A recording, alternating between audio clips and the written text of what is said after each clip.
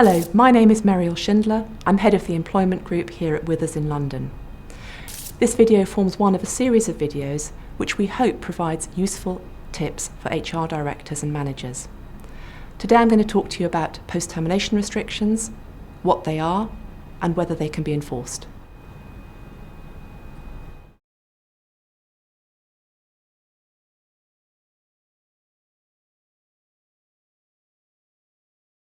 There are a number of myths out there about these restrictions. The first myth, which I frequently hear from employees, is that they're not worth the paper they're written on. This is untrue.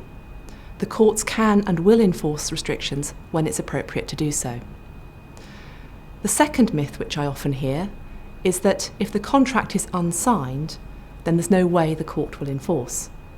Again, this is wrong, but it seems to result in large numbers of employees receiving perfectly good contracts and putting them straight in their desk drawer unsigned. The truth is that the courts will enforce such restrictions where the employer can show that the employee has accepted the restriction through his or her conduct. The third myth is that the restriction cannot extend beyond the length of an employee's notice period. Again, this is wrong. The fact is, these restrictions can help an employer recover from an unexpected departure of employees. For employers to be able to rely on their restrictions, they should not be too greedy. These restrictions are in restraint of trade. That means that they stop employees doing what they want to do after termination. The courts will look very carefully at these restrictions to ensure that they are no wider or no longer than absolutely necessary. The onus is always on the employer to show that they have a genuine proprietary interest to protect and that the restriction is reasonable as between the parties and reasonable in the public interest. The types of proprietary interest which an employer is entitled to protect include their confidential information, their relationship with their clients and suppliers, as well as the stability of their workforce. The courts will look very carefully to ensure that the restriction is no wider than absolutely necessary to protect those interests. This is generally measured in weeks and months and not in years.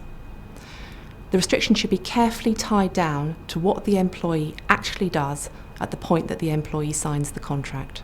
One important principle which is not widely understood is that these restrictions are judged at the point in time that the employee actually signs the contract. Restrictions are not like a baggy jumper you might buy for a young child. You cannot expect a junior employee to grow into a restriction on promotion. The employers in the recent case of PAT Systems and Niley discovered this to their cost. Some 12 years previously, they had imposed a 12-month restriction on a junior employee. That was not enforceable at that time. However, that employee was promoted through the ranks and became their most successful salesman. When he left, they discovered to their horror that they had no protection against him. In conclusion, I have 5 tips for you. Think through carefully what it is you want to protect and why. Secondly, limit the time of the restriction, its geographic scope and its general ambit. Thirdly, make sure the employee reads the restriction, understands it, and also signs the contract. Fourthly, make sure the restriction is absolutely appropriate at the time that the employee signs the contract. Fifthly, and perhaps most importantly of all, when that employee is promoted or changes role, please update the restriction. Thank you for listening. If you need any further help, do contact a member of the Withers employment team. Our details are on the website.